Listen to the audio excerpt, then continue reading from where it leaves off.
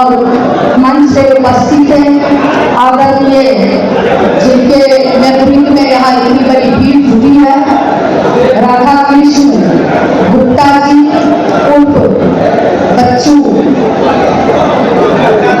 जी मंच से उपस्थित हैं, आदरणीय बबीता देवी दास जी मंच से उपस्थित हैं, धर्मदेव राम जी जो आज पार्टी में ये भी शामिल होंगे, इनके साथ आए हुए हैं दिनेश राय जी मंच से उपस्थित हैं, माया जी, सुचित्रा जी, रितु जी, रेणु जी मंच से उपस्थित है, आदरणीय प्रमोद राम जी, प्रेम गुप्ता जी, संतोष जी, भूपेंद्र चंद्रवंशी जी और जिनका नाम मेरे भाई सभी आदरणीय मंचस्थ नेतागण और इस सभा में उपस्थित ये देश ही नहीं दुनिया के सबसे बड़े समाजवादी नेता बाबू लालू प्रसाद यादव जी के नीति और सिद्धांत पर विश्वास करने वाले और यह राज्य बिहार राज्य नहीं इस देश के सबसे प्रभावशाली युवा नेता तेजस्वी प्रसाद यादव जी पर भरोसा करने वाले यहाँ उपस्थित सभी जाबाज भाग्यशाली। आज जो हमारे पार्टी में जो आ रहे हैं राधा कृष्ण गुप्ता जी, बबीता जी और धर्मदेव राम जी, मैं आपको अपनी ओर से पार्टी की ओर से तहे दिल से स्वागत करती हूँ, अभिनंदन करती हूँ, वेलकम करती हूँ। आप आए बाहर आप आए हैं पार्टी में, हमें लगता है काफी मजबूती मिलेगी। हमारे आदरणीय जो नेता है पूर्व उप मुख्यमंत्री और वर्तमान में नेता प्रतिपक्ष विधानसभा, ये जो बोलते हैं वो करते हैं। हमारे आदरणीय नेता के आवाज में कोई मिलावट नहीं होती है, कोई जुमलेबाजी नहीं होती है, कोई गुमराह करने वाली जो बात नहीं होती है। वर्तमान में मैं एक महिला होने के नाते मैं आप लोगों को कह सकती हूँ, जो आज सिंदूर की बात चल रही है बहुत लोगों ने बताने का काम किया और मीडिया में भी चल रहा है।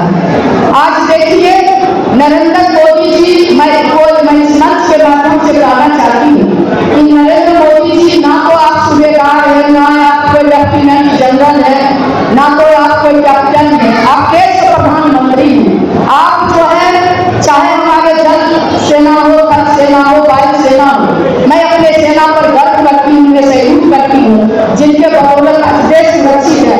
और आप उस पर अपनी राजनीति रोटी सेकना चाहते हैं। और खास करके बिहार में आपका कोई चेहरा नहीं है, बिहार में आपका कोई देन नहीं है।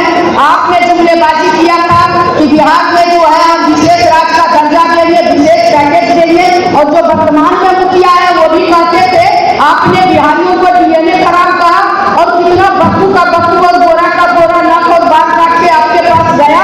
और आप जो है आज फिर आपको जो है यहाँ पर लोगों को गुमराह करने से कल आपको पता चल गया कि बिहार के लोगों ने आपको नकारने का काम किया। कोई भी नहीं, कोई लोग जो जनता होती है वो जनता कोई आपका स्वागत करने के लिए रोड पर खड़ी नहीं थी। यहाँ की जनता समझ चुकी है कि ये फिर से आया है सियार अपना चेहरा बदल के बाघ बनने के लिए और देश के सेना के नाम पर राजनीति करने के लिए, रोटी सेकने के लिए। और आप सिंदूर बांटने की बात करते हैं। मैं एक महिला होने के नाते कहना चाहती हूँ नरेंद्र मोदी जी, आप अगर चाहते हैं इस देश का मान रहे, सिंदूर का मान रहे, तो आप जसोदा बहन जी को अगर सिंदूर भिजवा देंगे तो समझ जाएगी मेरे पति को मैं अपने पति को मैं याद हूँ। आपको कोई अधिकार नहीं है। आपने महिला के सिंदूर पर, कागज पर, लिपस्टिक पर, बिंदी पर, एस्नो पर, पाउडर पर आपने 18% जीएसटी लगाने का काम किया।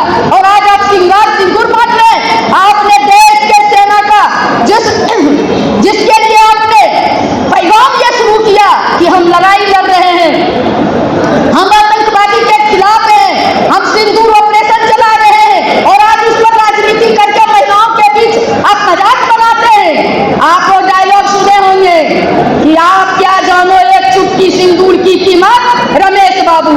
इसलिए नरेंद्र बाबू, आप क्या जानो एक चुटकी सिंदूर की वैल्यू क्या होती है। आप जो सिंदूर घर घर बांटेंगे वो महिला अपने पति के सिवा किसी की सिंदूर का नहीं करती है। बिहार को आप मजाक बना के रख दिए।